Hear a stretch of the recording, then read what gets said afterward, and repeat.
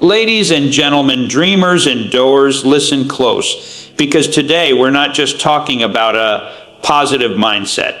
No, we're diving deep into something far greater, an unbreakable positive mental attitude. The kind that doesn't shatter under pressure, doesn't crumble when life swings its hardest punches, and doesn't fade when the lights go dim. You see, every hero, every success story, every breakthrough began not with luck, but with a mindset, a belief that said, no matter what happens, I'm going to rise. Whether it's the athlete who trains through pain, the single parent who refuses to give up, or the dreamer who keeps creating when the world says no, they all share one superpower and attitude that cannot be broken. So how do we build that kind of strength inside our minds? Let's dive into 5 powerful keys to developing an unbreakable positive mental attitude. 1.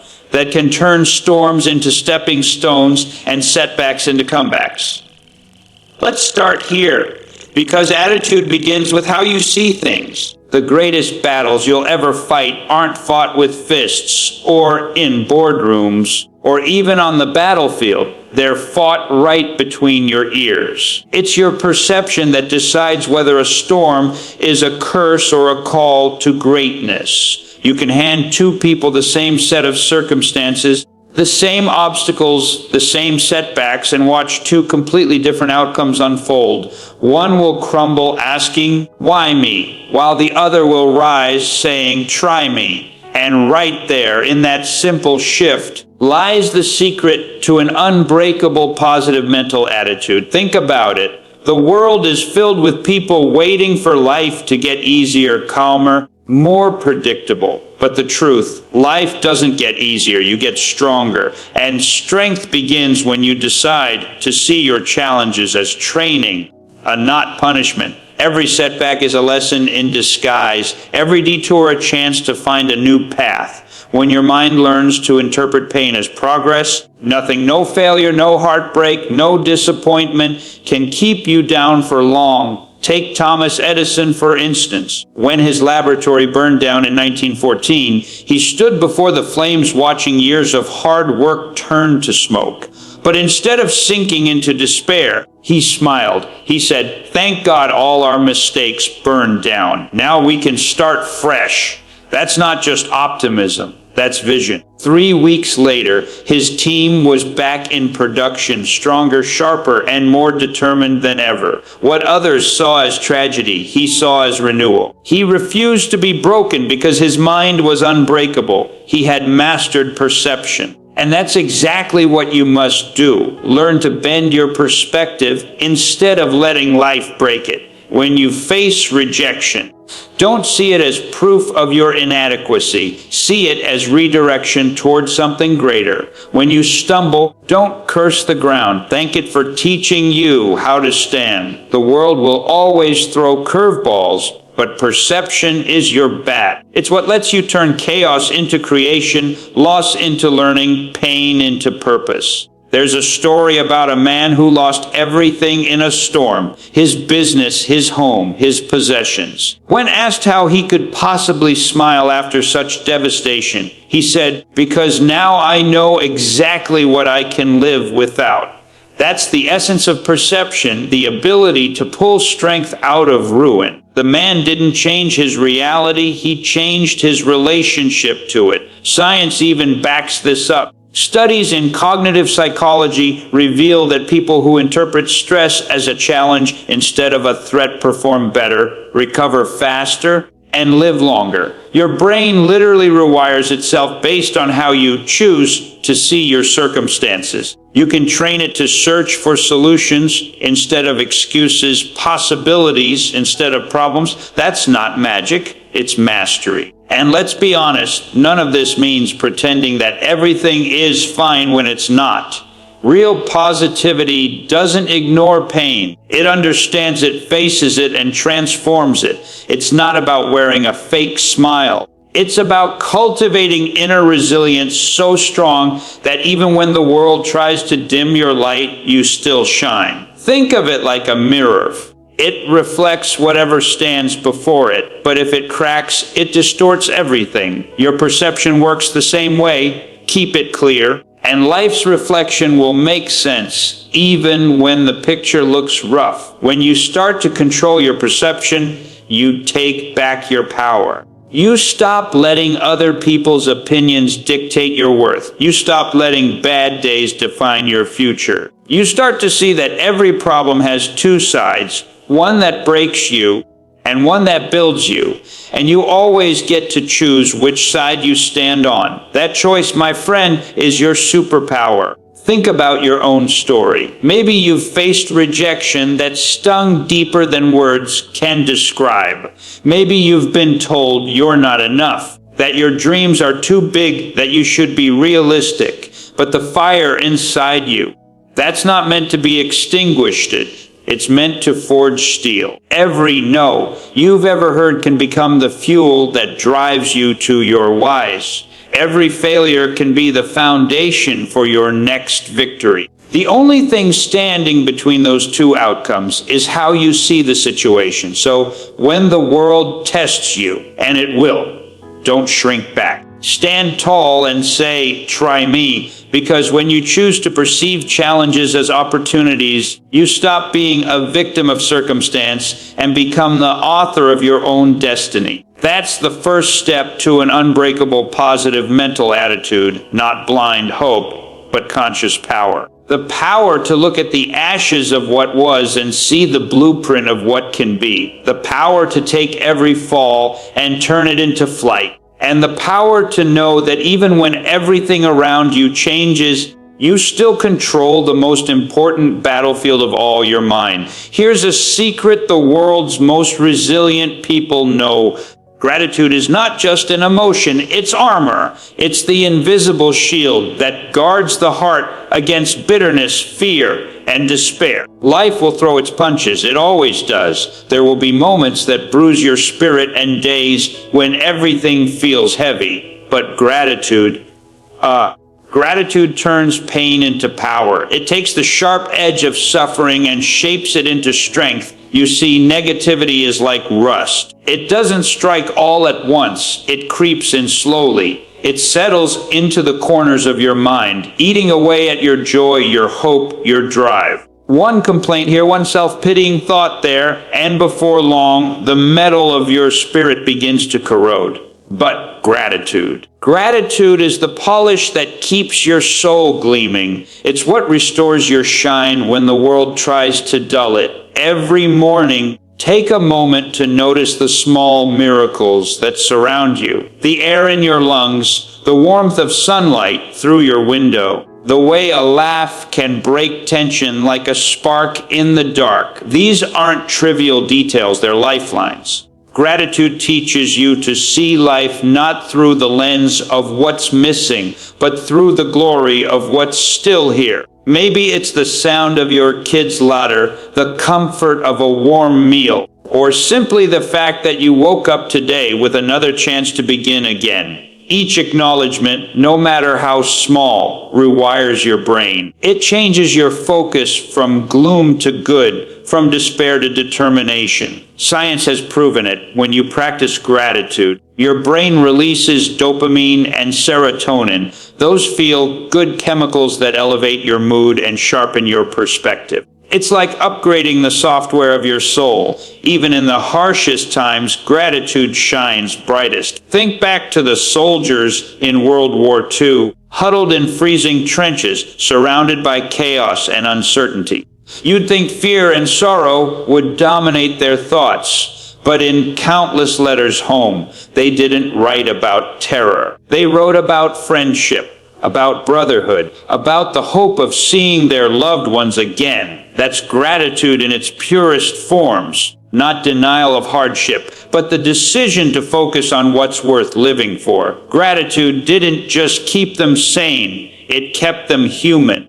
It turned despair into determination. And that's the magic of gratitude. It's not about pretending everything's perfect. It's about recognizing that even in the mess, there's meaning. It's the quiet voice that says, I still have something to hold on to. It gives you perspective when the world feels unfair. You can't always control the storms, but you can choose what to hold on to while they pass. Some people cling to anger, and it drags them deeper. Others hold gratitude, and it lifts them higher. You see it in people who've lost everything, homes, jobs, loved ones, and yet they still smile. They say, I'm grateful I had the time I did. I'm grateful I still have my breath. These people aren't naive. They're warriors of the heart.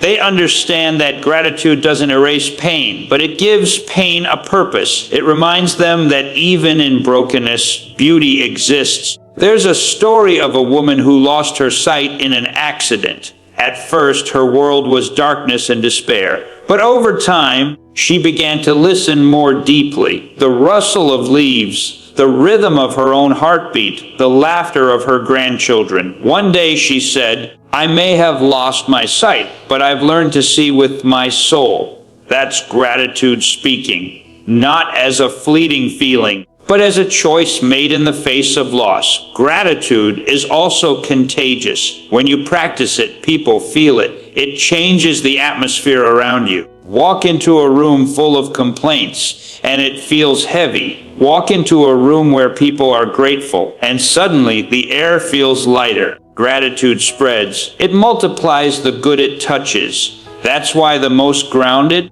powerful people you'll ever meet are not the ones who have the most, but the ones who appreciate the most. They walk through storms with calm eyes because their strength doesn't come from circumstance, it comes from appreciation. So the next time life hits hard, and it will, remember this: your gratitude is your greatest weapon. It won't stop the storm, but it will give you shelter. It will remind you that even when everything else is stripped away, there's still something left inside you that the world can't take. Your ability to be thankful.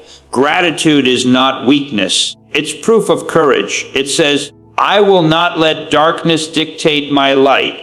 And when you wear that armor, when you polish it daily with awareness and humility, you become unshakable. The world can throw its worst at you, but it can never break you, because gratitude, once forged in your soul, is the strongest armor a human heart can wear. You are the sum of the voices you let surround you. Every thought, every word, every influence that enters your world shapes who you become. The people in your orbit either charge your spirit like lightning or drain it like a leaky battery. Spend enough time around complainers, and you'll start to echo their tune without even realizing it. Their pessimism seeps into your speech, your habits, your belief system. But when you surround yourself with people who challenge you, who see the greatness you've forgotten to notice in yourself, something incredible happens. You begin to rise. You begin to believe again. You begin to feel alive. We often underestimate the power of proximity. The energy around you is contagious. You can't expect to breathe in negativity and exhale inspiration. That's not how it works. Life is not a solo performance. It's a symphony, and your harmony depends on the company you keep. Think about it: every legendary figure, every titan of progress, every dreamer who turned the impossible into reality had someone by their side who pushed them further. Walt Disney had Roy Disney, the brother who believed in the dream when others only saw risk. Steve Jobs had Steve Wozniak, a mind that balanced his own chaos with clarity. Even the loneliest heroes have mentors, allies, friends. Someone who says, keep going. You were made for more. If you want to develop an unbreakable, positive mental attitude, start by building your circle with intention. You can't fly if you're chained to those who refuse to leave the ground. The voices you hear most often will become your inner dialogue. If your environment tells you that your dreams are unrealistic, that your goals are too big, that your efforts don't matter, you'll start to believe it. But if your environment reminds you that you're capable, gifted, and born with purpose, then even in your lowest moments, that belief will hold you up. Think of it like this. Every person you spend time with either adds to your fire or pours water on it. Some people ignite your vision. They make you want to be better, sharper, bolder. Others drain your drive with complaints, gossip, and excuses. The tricky part, negativity often disguises itself as realism. You'll hear people say, "I'm just being honest," or "I'm looking out for you." But what they're really doing is projecting their own fear. Don't mistake caution for wisdom. Surround yourself with those who speak possibility, not limitation. Energy is invisible, but its effects are undeniable. Walk into a room full of people who are passionate about something, anything, and you can feel it. It hums in the air, electric and contagious. That's the power of aligned energy. It elevates you. It reminds you that greatness isn't born from isolation, but from connection with those who refuse to settle for average. And don't forget, energy is a two-way street.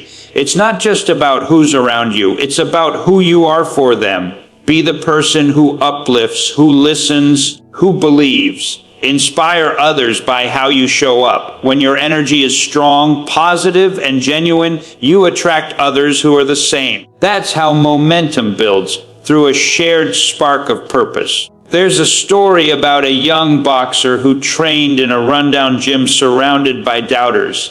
They told him he'd never make it, that he was too small, too weak, too inexperienced. But he didn't let their voices define him. He found one mentor who believed in his fire. Together, they trained. They failed. They learned. Years later, that boxer stood in the ring as a champion. When asked what changed, he said, "I stopped listening to people who made excuses for their own lives." That's the difference between those who stay stuck and those who rise. They guard their mental space like it's sacred ground. Protect your environment like a hero protects their city, because it is your city, your mind, your mission, your future. Every negative influence that sneaks in chips away at your confidence. Every conversation drenched in complaint drains your courage before the battle even begins. But when you fill your world with energy, you stop fighting from weakness and start living from strength. This isn't about cutting everyone off or walking alone. It's about discernment. It's about recognizing who feeds your soul and who quietly poisons it. You owe it to your future to choose wisely. The right people won't just cheer for your victories. They'll remind you of your power when you've forgotten it. They'll tell you the truth when you need correction, and they'll lend their faith when yours runs low. So, build your tribe with care. Seek out the dreamers, the fighters, the believers, the ones who make you feel like you can move mountains, because with the right energy around you, you actually can. Remember, your environment is your ecosystem of greatness. It's where your attitude grows roots or withers. Protect it, nurture it. And when you do, you'll find that your own energy becomes so magnetic, so powerful, that others will want to rise with you. And that's how you create a life that hums with unstoppable momentum. A life fueled by energy, not excuses. Failure is not the enemy, it's the instructor, the rough-edged mentor that doesn't sugarcoat truth, but forges strength in the fire of adversity. Every setback whispers lessons that triumph could never teach. It's easy to celebrate the wins, to lift your chin when the applause is loud. But what defines you isn't how high you rise. It's how you respond when the ground disappears beneath you. Failure, if you let it, becomes the greatest teacher you'll ever have. Because in every loss lies a blueprint for growth, a clue about what needs to change, what needs to sharpen, what needs to evolve. When you fall, don't just get up smarter. Don't rush past the sting. Don't drown it in distraction or blame. Sit with it. Ask the hard questions. What went wrong? What can I learn? What must I do differently next time? That process, that reflection, is what turns an ordinary life into an extraordinary one. The most successful people in history didn't avoid failure. They partnered with it. They shook hands with their mistakes and said, "Teach me." You take Michael Jordan, the basketball legend who missed over 9,000 shots in his career, lost nearly 300 games, and failed to make the game, winning shot 26 times when everything was on the line. But instead of letting those moments define his limits, he used them to stretch them. He once said, "I've failed over and over and over again in my life, and that is why I succeed." Each missed shot was a message. Each loss was a lesson. Every bruise became a brick in the foundation of his greatness. That's the difference between people who quit and people who conquer. Quitters see failure as final. Conquerors see it as fuel. They understand that behind every fall is the muscle memory of perseverance being built. You don't grow by winning all the time. You grow by trying, falling, adapting, and trying again. Failure doesn't destroy character, it reveals it. Think about the people who changed the world. Thomas Edison didn't invent the light bulb on his first try. He failed over 1,000 times. When a reporter asked him how it felt to fail so often, Edison replied, "I didn't fail 1,000 times. The light bulb was an invention with 1,000 steps." That's what mastery looks like, turning defeat into data, even in your own life. You've had moments like this, times when you thought the dream was over, when the door slammed shut so hard you could almost hear it echo. But later, you realized that door wasn't meant for you. It was saving you for something better. Maybe the relationship that fell apart taught you self-respect. Maybe the job you lost pushed you toward your true calling. Maybe the rejection that crushed you was really redirection in disguise. Life's greatest detours are often its most divine lessons. Failure humbles us. It scrapes away arrogance and replaces it with wisdom. It teaches patience, endurance, and faith in a way success never could. When you fail, you face yourself. You confront your limits, your habits, your fears. It's uncomfortable, yes, but it's also liberating. Because once you learn that failure can't destroy you, you stop fearing it, and when fear loses its grip, you become unstoppable. There's a story about a young inventor who spent years trying to create a product that could change lives. Prototype after prototype failed. Investors laughed, friends doubted, and family members urged him to give up, but he kept going. Each failure was a step closer to understanding what didn't work, and therefore what might. That inventor was James Dyson. It took him 526 failed prototypes before he created the Dyson vacuum that made him a billionaire. 5,126 failures. Each one essential. That's the truth of it. You can't skip failure if you want to reach success. They are two sides of the same coin. You can't climb without stumbling. You can't learn without falling short. Failure is not the end of the story. It's the editing process that sharpens the final masterpiece. So when life slams a door, don't curse it, study it. Ask, what is this trying to teach me? That question alone transforms pain into progress. The world doesn't reward perfection. It rewards persistence. Every great success you admire was built on a mountain of mistakes that no one else sees. The entrepreneur who finally made it. Countless failed ideas came first. The artist who paints masterpieces, they've painted canvases full of regret. The speaker who inspires millions. They've faced silence, embarrassment, rejection. But they all have one thing in common. They refuse to let failure define them. Failure is life's way of preparing you for the weight of success. It molds you into someone strong enough to carry what's coming. So embrace it. Don't run from it. Let it break what needs breaking and build what needs strengthening. The next time you fall, don't rise bitter.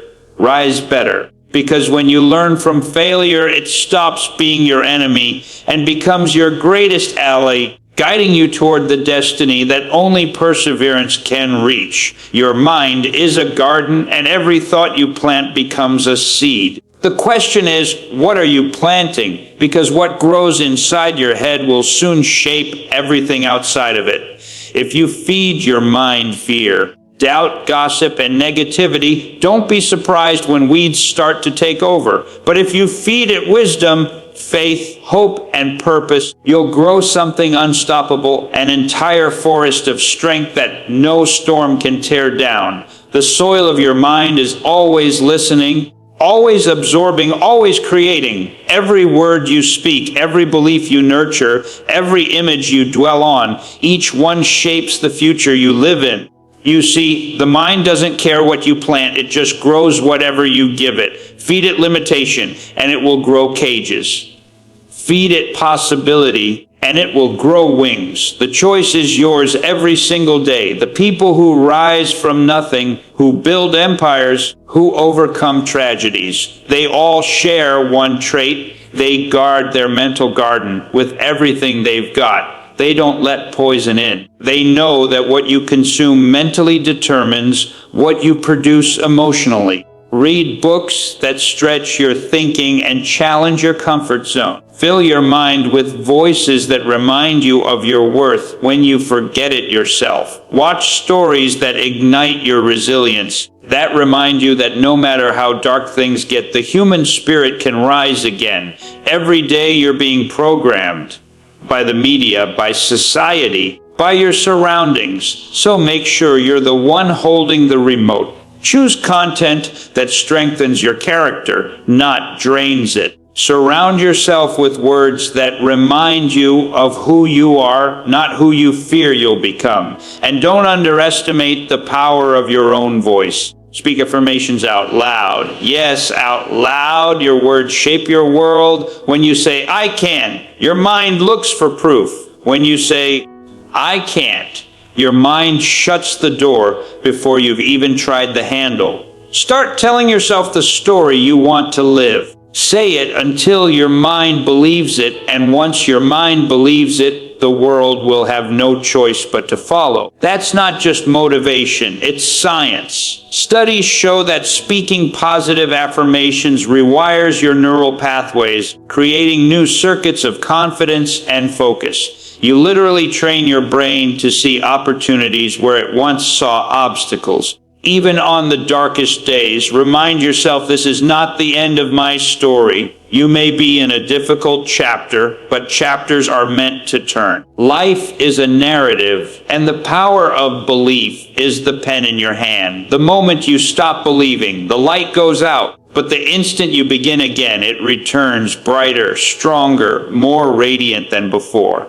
Because belief is fuel. It's the energy that keeps the human heart beating even when the odds say stop. Think of the great minds throughout history.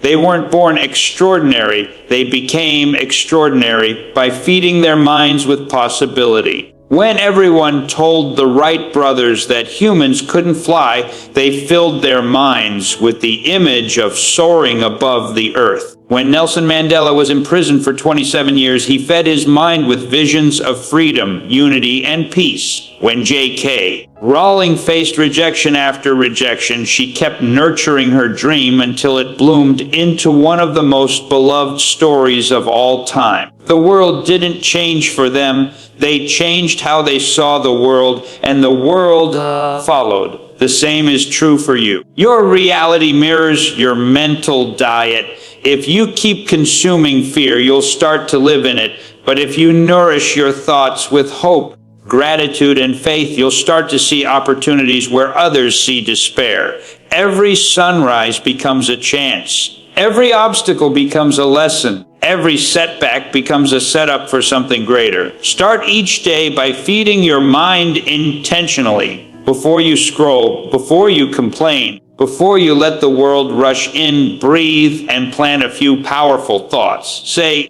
today I will grow. Today I will learn. Today I will be stronger than yesterday.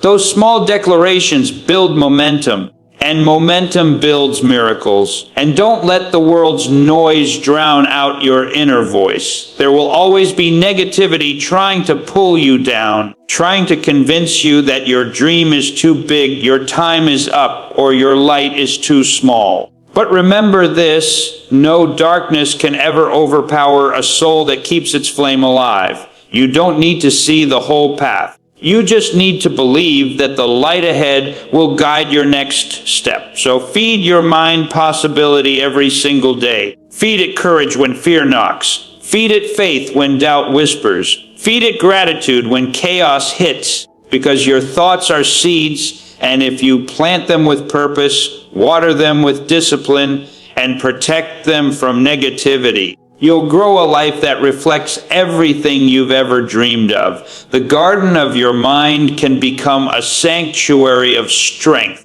a fortress of faith, a landscape of limitless potential. All it takes is the courage to believe, even when the soil looks barren, because once you do, life itself will start to bloom again. So my friends, remember this: your attitude isn't built in calm seas, it's forged in storms. The unbreakable positive mental attitude is not about ignoring pain, it's about rising despite it.